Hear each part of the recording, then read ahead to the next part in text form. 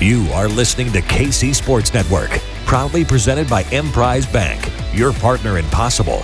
You know what, Chiefs Kingdom? It is a beautiful morning. The Chiefs have now won 7 straight division titles, second most in NFL history as far as consecutive division championships go. It's the golden age of Chiefs football. We talk about it all the time. I wasn't really sure how to feel yesterday after the Chiefs' 30-24 win over the Houston Texans. Obviously, the win clinched that division. I personally celebrated more after the Chargers win a few weeks ago because that's where it happened in my mind. But to steal a line from our fearless leader, Andy Reid, it's a beautiful thing. I'm BJ Kissel, former Chiefs reporter, and this is KCSN Update, our daily Chiefs show and podcast here at KC Sports Network, presented by our good friends at DraftKings. And did you know that in yesterday's win over the Texans, the Chiefs offense accumulated more than 500 yards of total offense for just the third time this season, but it also marked the 19th consecutive game that the Chiefs offense has recorded 300 or more net yards, setting a new franchise record, surpassing an earlier, obviously, franchise record, but with Patrick Mahomes from 2017 into 2018, a little Alex Smith in there as well. So that's something cool. Make sure to check out 10 things later today. We'll have lots more nuggets just like that. We appreciate you for hanging out today. Please hit that like and subscribe button if you are on YouTube. It helps us grow and it's greatly appreciated. You can look around our channel and you can tell me it's not worth a free click. We've got a lot of content and something for everyone. You can also follow us on your favorite podcast platform by simply searching KCSN. You can find all of our channels that way, covering the Chiefs, Royals, KU, K-State, Mizzou, Sporting KC, and the KC Current. I mean, we are everywhere. But it is KCSN Update right now, and it's Monday, so you know that we will soon be joined by ESPN's Matt Miller to get his stock up, stock down report, again, following the Chiefs win over the Texans yesterday. Going to be an interesting conversation. I've kind of changed since midnight. You know, you kind of in your feels until about midnight, and then you wake up the next day, feel completely different today, and we'll talk more about that after this quick word from DraftKings. DraftKings Sportsbook, an official sports betting partner of the NFL, is my go-to when betting on the NFL this holiday season. They have the best app that's easy to navigate, and I love all the different plays that they offer. And right now, new customers can bet just $5 on any NFL team to win their game and get $150 in free bets if they do. And check this out. Right now, everyone can earn up to a 100% boost with DraftKings stepped-up same-game parlays. Go to the DraftKings Sportsbook app, place a same-game parlay, and combine multiple bets like which team will win, player props, point totals, and more. The more legs you add, the bigger the boost, the bigger your shot to win big. My personal favorites, the anytime scores. You don't have to be a betting expert, and it doesn't matter the score of the game at the time. You've always got a shot. Download the DraftKings Sportsbook app now. Use code KCSN. Place a $5 bet on any NFL team to win their game and get $150 in free bets if they do. Only at DraftKings Sportsbook with code KCSN. Minimum age and eligibility restrictions apply. See show notes for details. All right, let's welcome on Matt Miller right now to get his thoughts on the Chiefs win over the Texans yesterday. Matt, the post-game show that we did last night was pretty evenly split. I would say 50-50 on fans that it was kind of surprising that there was a lot more positivity than I thought because I didn't know how to feel after that game because it wasn't the best performance by the Chiefs. But when you look at the total yardage, I just mentioned it, more than 500 yards of offense for the Chiefs offense. And the defense only allowed 223 yards of total offense. But yet I didn't feel great. And I feel different now when I woke up. But for you in watching this game and reacting to it afterwards, what were your thoughts on the performance? Yeah, up and down. I think, the first half I have different feelings about than I did the second half. I think typical of this team, they figured some things out in the flow of the game. I think there are a lot of highlights that we will talk about today, things that are definitely stock up there. And then again, as we do most Mondays when you're covering the Chiefs, the sky is not falling. It's not stock down that way. But there are a couple of things where you're like, hey, this might be an issue. This might be something we need to address moving forward. So I feel like it's a good game to look at and not necessarily overreact to. But there's definitely some positives and negatives that we could see, play an impact over the next couple of weeks here of the regular season. And as, now this team heads into the playoffs. I'm going to call myself out because I think a lot of Chiefs fans, you look in the mirror and you see what kind of fan you want to be, like to make it a little dramatic. Mm-hmm. But I realized it was entitlement for me last night. And I woke up and I had this thought where, and I just tweeted out on social media. It feels weird to be disappointed that it's not easier for the Chiefs to Yeah, go you guys out are blessed and there. dominate Yeah. this team and to win a 7th straight division title, but yet be disappointed afterwards, or be disappointed in the season because you lost to the Bengals again and you lost to the Bills. You lost to the 2 teams you were inevitably going to have to beat in the playoffs to get back to winning a Super Bowl, which Chiefs fans' biggest fear is they turn into the Packers, where it's like you're good every year. You have a Hall of Fame quarterback, and yet you only win 1 Super Bowl. And I think that's everyone's fear. But then you step back and you realize, for me, it's like it's bad to feel disappointed that it's not easier. And especially, BJ, not to cut you off, something we talked about last week, right, was that I thought, and I think a lot of people thought, that this wasn't necessarily going to be a rebuilding year, but it was going to be a step down year where it's like, okay, they're probably going to win 10, 11 games, and it's so many new components on offense, so many new components on defense. They've already won 11 games. They've won another division title. And I think, Coach Reed said it so well. The Brett Veach has stocked this roster, and the Patrick Mahomes has done an amazing job of getting these new people incorporated into the offense. And, I think a lot of credit goes to those 3 right there with Veach, Reed, and Mahomes, obviously, to have a team where you just keep rolling, even when you have such turnover in the passing game, which was a huge element of this team, obviously. Even when you have a first-round running back that is injured / not productive, even when you're working in, so many new starters in the secondary, and this is still status quo because of that rock solid foundation this team has. And a quick personal side note here. I'm going to clarify this because I don't want it to come across the road. You've known me long enough that people listening might not, depending upon how this comes out, because I'm kicking myself because I feel like I should know better. And I'm not speaking to anybody else here. This is for me personally, about being upset that it's not easier. It's not easy to win anything. When I was in high school, won a national championship in baseball. I was on a high school state championship in football. I was on a national championship baseball team in college. And then I was around the Chiefs when they won the Super Bowl in 2018 as a sideline reporter. I understand the dynamics of a championship team and that nothing was easy for all of those teams. And there were doubts. There were moments where we're not going to win a single playoff game. And every one of those teams, baseball team went 54-8. We dominated and there were still doubts. And so I'm not saying, and I was not one of the better teams, better players than any one of those teams. And so I'm not a star, nothing like that. But I had a very specific role that I took very seriously, which is why I always defend those role players, those guys who make the one play a game that helps you win, because those are the players that you need to win championships as bought in as your superstars. And so that's why, for anybody listening, that's why I always think about those types of players and those types of plays instead of some of the kind of more obvious ones, I guess. But I'm kicking myself because, again, I was disappointed that it wasn't easier. And I know that it's not easy to win anything special. And with the Chiefs, I was there and saw it. And this group, to the 3 guys that you just mentioned, Brett Veach, Andy Reid, Patrick Mahomes, I'd had Travis Kelce in there. I'd had Frank Clark into there. That these guys have championship DNA. They know what it takes. And just because they're not playing their best football right now, it doesn't mean they can't be playing their best football once they get to the end of the season. But let's talk a little bit about the game yesterday, Matt, because I'm interested to get your stock up, stock down report. But before we go to stock up, there was one moment we were talking about before we recorded that I tweeted out during the game, that there was one thing that one of the players for the Texans did that I felt like kind of sparked things for the Chiefs. And I was meaning to run the numbers offensively of before that happened and after that happened. But anybody listening is going to remember, because it kind of took off after basically they pissed off the Chiefs offense.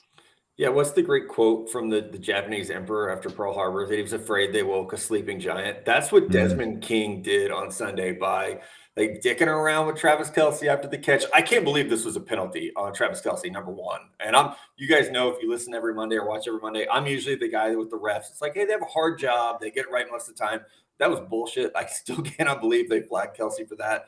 But it did. It really... You just saw this team go to a different level. And I know there's the analytics people that are like, momentum's fake. Watch that game Sunday and tell me that was not a different team after Desmond King did that, before and after. And you're tweeting it. I was tweeting it. Brittany Mahomes is tweeting it. It's like everyone knew that, okay, all you've managed to do is piss this team off. And we use these analogies a lot when you talk about Mahomes. It's like, why would you talk trash to Michael Jordan? Because you knew he was just going to play. He was going to go off when that happened. And I feel like people got to learn this lesson with Mahomes too. So I get it. Yeah. Desmond King, I think the Texans had a lead at that point, or maybe it was tied, and he thought, hey, look at us. You can't do that till the game's over. So if Desmond King has a foundation, Chiefs fans should probably be donating, $30 today in honor of the points that were scored, because he's a big part of the reason I think that we saw that a little bit of extra fire.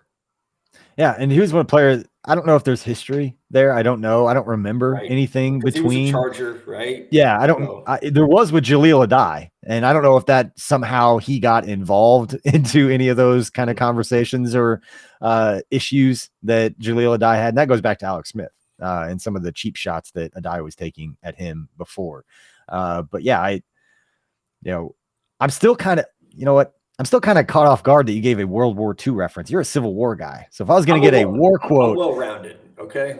I knew you were a Civil War guy. But anyway, let's move on. I completely agree with you, obviously, that Desmond King, it was a petty thing. It wasn't like Desmond King made some big play. Travis Kelce got a first down and was trying to give the signal. Desmond King wasn't going to let him do it. That's going to piss you off more than a guy making a big play and showing some emotion. You just got beat and you're going to act like that. Right. But thanks. Appreciate you. Defensive backs are a weird group anyway. The things they celebrate, I don't get it. But I do think that was a key moment in Sunday's win. All right, let's get to the stock up, stock down report. We're going to start with the stock up, start with some positives. What's your first stock up moment or player performance from Sunday's win over the Texans? BJ, I know it's Monday morning. I think Mahomes just completed another pass, though. 20 straight completions to end the game. He's 5 away from the record, which, as you guys know, he'll have a chance to do that against the Seahawks on Saturday, because it's not in one game. It's over multiple games. 25 is the record. He has a chance to break that. BJ, I grew up a Niners fan, so I grew up in this era of Joe Montana, Steve Young, where they were breaking passer rating records seemingly every year. And now you watch Mahomes, and it's notable because Andy Reid obviously grew up in that system. You see so many of the same things from Patrick as you did from those guys, where it's just so efficient. And, just the field vision is there, the accuracy, putting the ball in a position where guys like Juju or MVS can make some difficult grabs, but they have that chemistry to know, okay, here's where your space is. That's where the ball is going to go. I'm going to go grab it. So I think, Mahomes had an MVP type day, and I don't have an official vote. I have an ESPN vote, and I'm very torn with 3 games left between Patrick and Jalen Hurts. Jalen obviously struggled a little bit yesterday against the Chicago Bears with a couple of interceptions. He dominated on the ground, of course, in a win. But I really do think it's down to those 2 right now. And days like yesterday, where Mahomes throws the ball 41 times and only has 5 incompletions and goes over 300 yards, has a couple touchdowns, you almost take it for granted. But you have to sometimes, as you say all the time, BJ, you have to step back and be like, that's a career day for most quarterbacks. And for Mahomes, it was like, hey, he played pretty well. Yeah. His ability to make accurate off-platform throws, as somebody that studies the quarterback position, obviously with everything you do with the NFL draft, his ability to, when he's maneuvering around the pocket and doesn't plant his left foot and just throws where he's basically, his shoulders his whole body is facing where he's throwing, and he's kind of going sidearm with it, is against everything that I've ever been taught as somebody playing baseball growing up. It's step where you're going at a 45-degree angle, step at your target, front shoulder aimed at your target. And when you don't, it's that's you threw an inaccurate pass because your feet weren't right.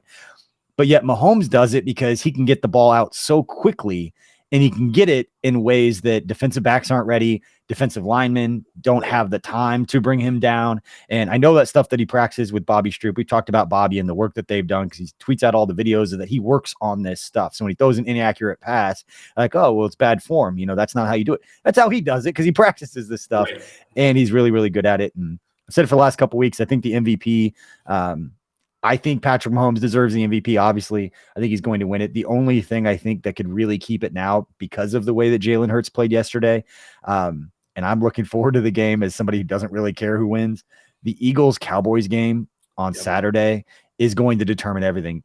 The Cowboys are pissed the way that they played. People are doubting Jalen Hurts. If Jalen Hurts goes out and dominates the Cowboys, Dallas's team and their fan base will fall apart because they just lost to the Jags.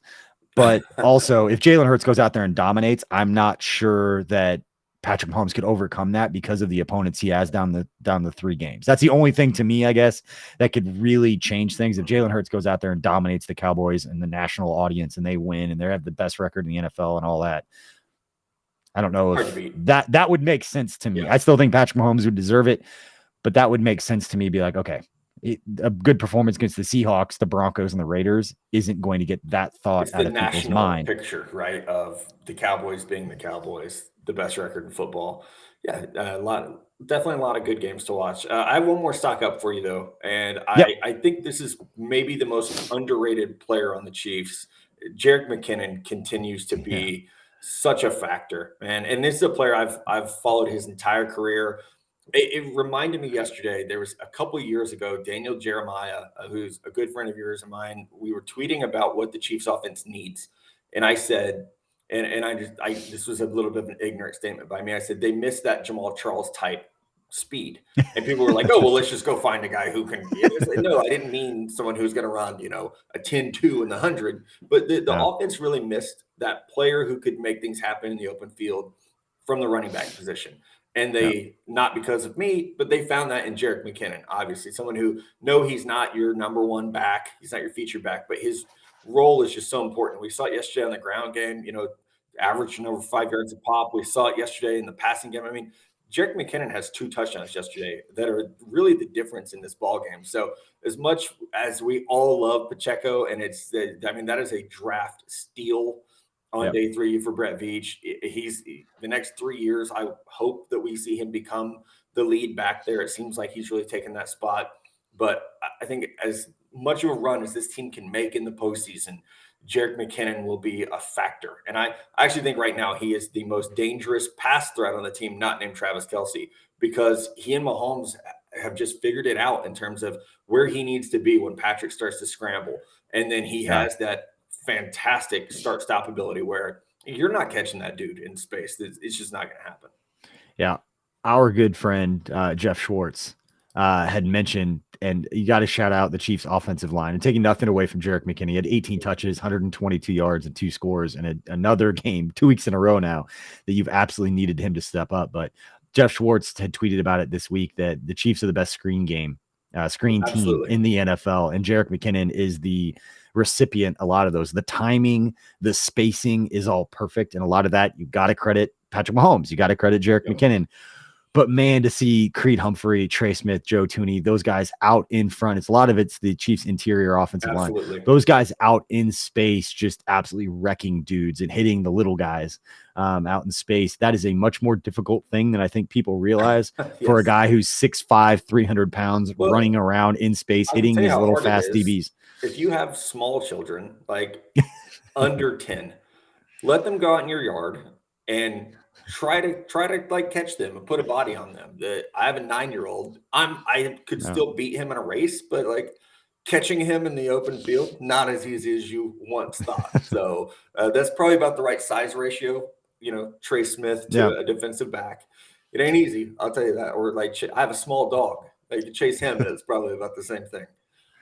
Yeah. Jerick McKinnon has definitely been that guy that can step up, take some of those short throws and create more out of what seemingly is a pretty, I want to say simple screen, but just very well executed plays. And going back to your point about Jamal Charles, one of the players that was brought in to solve a lot of those issues was DeAnthony Thomas back in the years. And not that he didn't have a bad Chiefs career, but when he was drafted, there was more expected, like what Andy Reid can do with a skill set like that.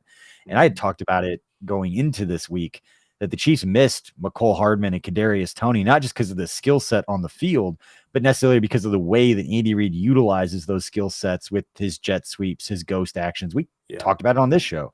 They were missing that element of the playbook. Not that they still couldn't be successful, but you see Kadarius Toney get back in there and they start running a lot of those same plays. Now, Sky Moore got a few of the jet sweeps, but doesn't threaten the edge the same way that McCole and Kadarius Toney do. So it was great to see that part of the playbook get opened back up as Toney's back in there. It's great to see him finish the game and be healthy at the end of that game. And based on your colleague, Adam Schefter over there at ESPN, his report that McCole Hardman should be back this Saturday against the Seahawks is great news. But now let's move on to some of the negative stuff from this game. We're about 20 minutes in, so we did pretty good for those who hung on, that are just reeling right now, just angry that we haven't gotten negative yet. So here's your segment for some stock down. What do you want to start with? It's hard to have stock down this week. I'm not going to lie, BJ. I think a win is a win, and especially in the NFL, as we were talking about, They get paid too, is one of my favorite sayings. And the Houston Texans have 53 players that get paid as well. They have good players despite their record. And we watched them play Dallas very closely. It is a better team than 1-12-1. It's a better team than winless at home. It is a little scary to me that we now have back-to-back Chiefs wins over really bad teams that were close. The Denver Broncos game and now this Houston Texans game. I felt like in game the Chiefs figured some things out. The second half was much better. The fourth quarter was certainly better than where this game started. So I will give them credit for ironing out some of the issues in game, but it is a little scary to me that right now they're playing down to their competition. And I do think it's easy to say, hey, they'll flip the switch on when they have to.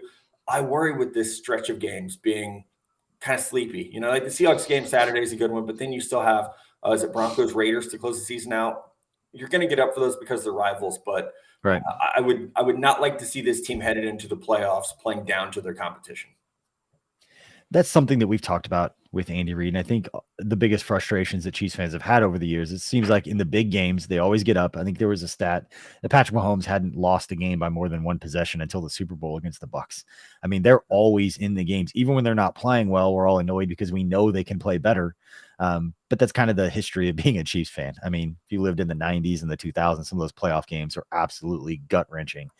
I mean, there's a reason Chiefs fans feel the way they do and are the way they are, especially the ones that are, our age, because we lived through the NFL record for most consecutive playoff losses in NFL history. Nobody likes to talk about that, but we held that. It was like 9 straight playoff losses in the first round. Like, it was brutal. And some of those in the most brutal fashion that you could possibly think of. So it wasn't until the game against the Texans that Niall Davis started that game off with like 101-yard kickoff return for a touchdown. The Chiefs finally won a playoff game. But yeah, on the secondary last night during the postgame show, I talked about this and I'll reiterate it here because I believe the secondary can play better. I do think that there is something to be said for when we talk about Steve Spagnuolo, that the defense is a lot of what's people complain about when we play down to our opponent. But yet when we play up for big games, it seems like they're a lot more creative. They do a lot more different things. I'm not trying to make an excuse for them. It just, you could make the case that they do a lot more creative things and they always play better against the better teams. Are they holding back certain things and not showing certain things? I don't know. But that's the takeaway I have of watching these guys closely for the last 5 years. Just, it's not a unique thought that we've had with Andy Reid, Steve Spagnuolo, but individually, Juan Thornhill is the guy for me that still has time to turn it around. It hasn't been the season that I know he wants. And knowing him personally, and I am going to be biased towards this because I am rooting for him. He's a phenomenal person and dude, and we have seen him go out there and play really, really well. I would love to see him make some plays down the stretch and go make a huge impact in the playoffs. And that's what people remember him for. In a similar way that people better remember Daniel Sorensen. He became like the butt of a lot of jokes. But Daniel Sorensen made some of the biggest plays in history, in like the team's history back in 2019 when they won a Super Bowl. Exactly. They don't win the Texans game without him making the tackle on that fake punt. I'm sorry. Or stripping the fumble on the next play, but yet he became the butt of a lot of jokes. I am believing that Juan Thornhill can turn it around in the 3 or 4 plays in the playoffs that he needs to make the difference between a win and a loss. I'm still rooting for him to do that, and I still think he can. But there's no doubt that as a whole, that group needs to play better, and especially when the ball's in the air. Matt, I'm just assuming a flag is going to get thrown. If there's any kind of ball down a field and it's incomplete and the guys end up on the ground, I'm waiting for a flag to get thrown. Yeah, and I will say that, yes, we can call out the secondary members and they need to play a little bit better. Something that I did notice on Sunday was that Laramie Tunsil had a fantastic game at left tackle. And a lot of this defense, as you know and as your viewers know, this team is predicated on getting pressure on the quarterback, not having to cover for a lot of time back there. And when Laramie Tunsil, and I thought Tytus Howard had a really good game. Andy Heck's boy had a really good game. Charlie Heck had a really good game. So I also thought, the Texans offensive line played well. And I mean, it's such a cliche. I'm not, breaking football news here. When you can't get to the quarterback, the secondary is going to have a long day. And so I do think we have to give some credit to that Texans offensive line too. I think, 1 sack yesterday, maybe 2. I know Frank Clark had one. That might have been it. So it was a good day for the Texans O-line. Again, they get paid too, right? And we have to give them credit for a pretty good game. Yeah. Absolutely. All right, let's move on to another stock down that you have. This one's going to be interesting because we did talk about this one before. I know it's on the list and we've got some stuff to show because this will be a very nuanced conversation about Harrison Butker. Yeah, I think it goes back to, if you watch mid-season, you can probably go back and find the episode where we said, hey, like, this is starting to become a concern and it's something to watch for because there is trending toward this could cost the team a game. And I think yesterday, you had the missed PAT that makes it 13-14 and a half.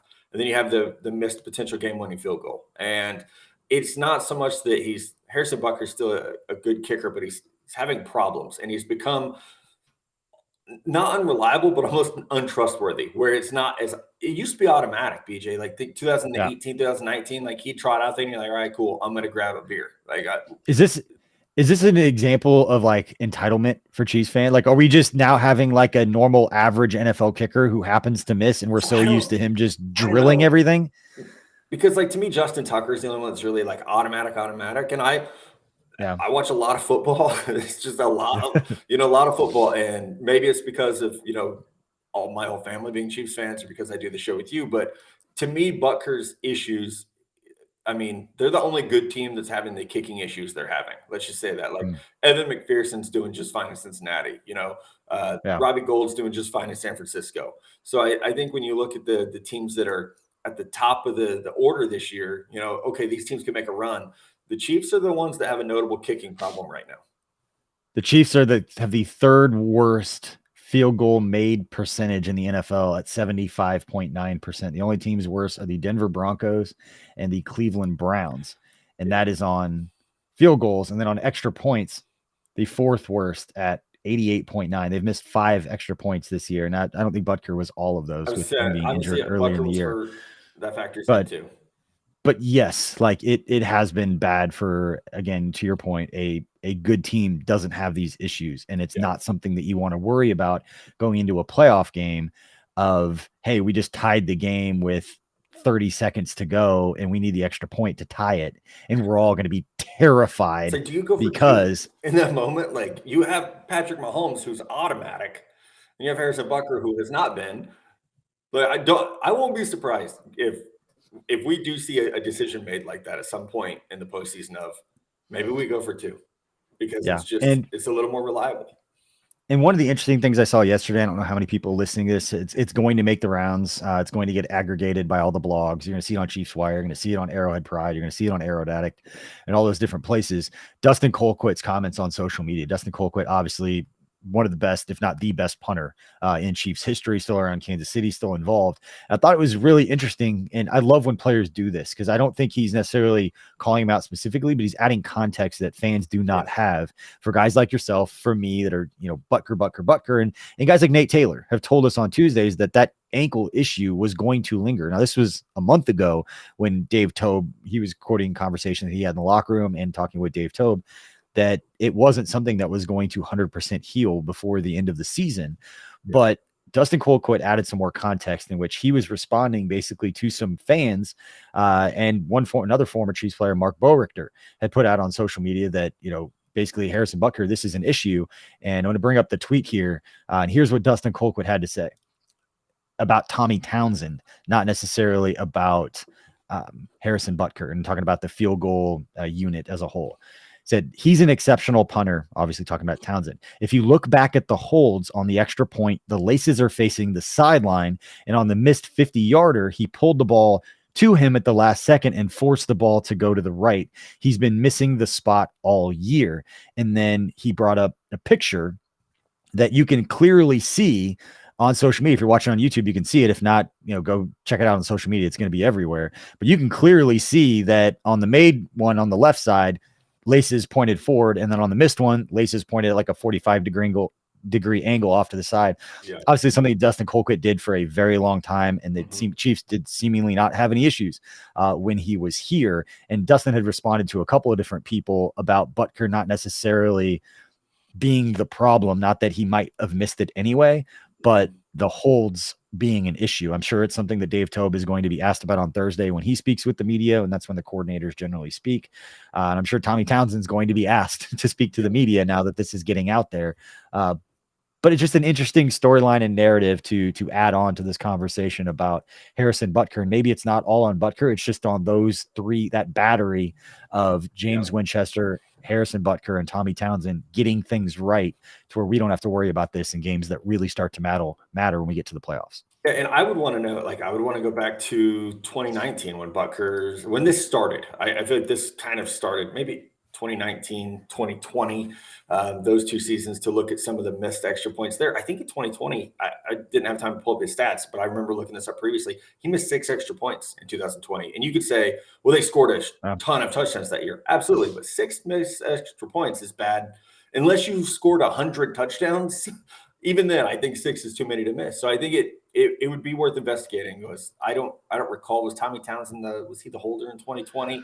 And I don't think so. I don't think so either, right? So I think it's something you got to look into. Dustin obviously knows a lot more about holding than I ever will. He spotted that, and I will give him a ton of credit. He definitely knows. But is it fixable then, or is this something that, hey, why was this happening in 2020 and it's still happening now? Actually, he was. Okay. So there you go. He joined the Chiefs in 2020. And I remember that he was one of the top undrafted free agent punters out there.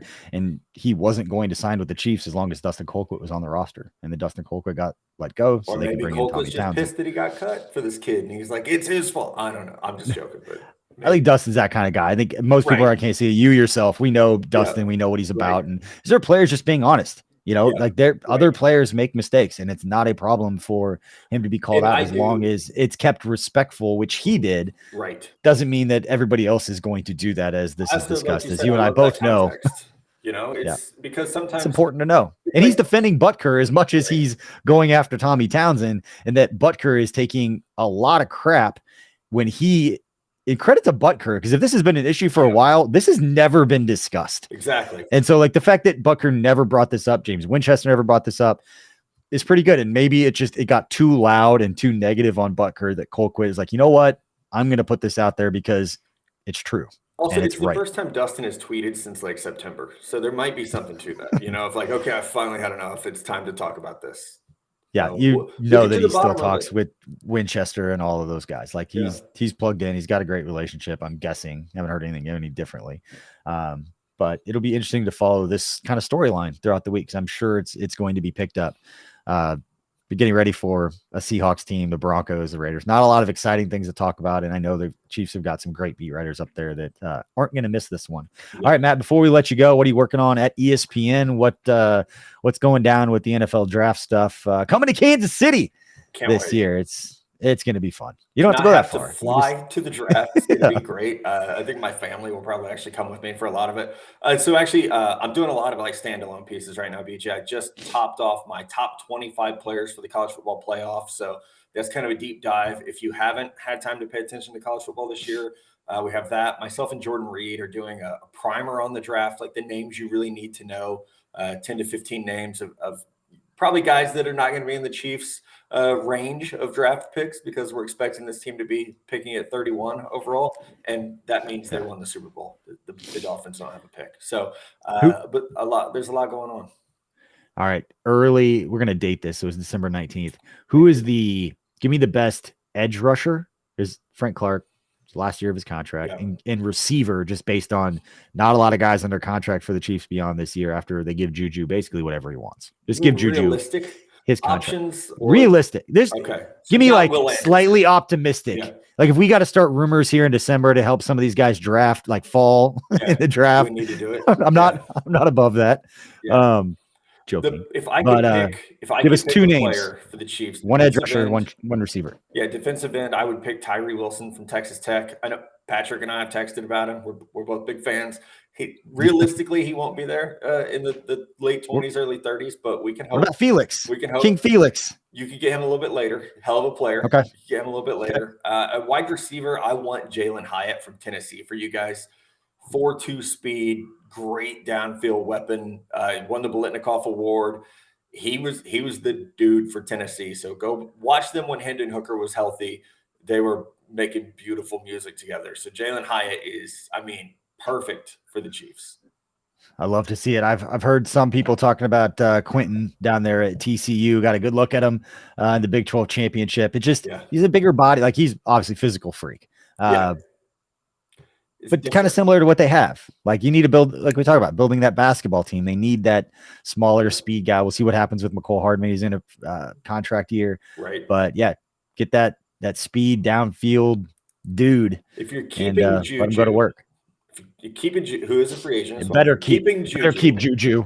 I will be upset. The burner. I trust Brett, but they have to keep Juju. Like I'm not gonna tell him what he has to do, but you got to keep this guy. Give him whatever he wants. Give him his contract. He deserves. Juju has not gotten paid yet. Right. In his NFL career, he has not had a big payday. So I don't think it's going to. You're not going to get a discount on him because he likes being here and all that stuff. No, Juju is going to get paid like a top-ish wide receiver. He's not going to get Tyreek money. As he absolutely should, and he's fitting in great. Everything about it has been exactly what was advertised and what the most optimistic Chiefs fan was looking for.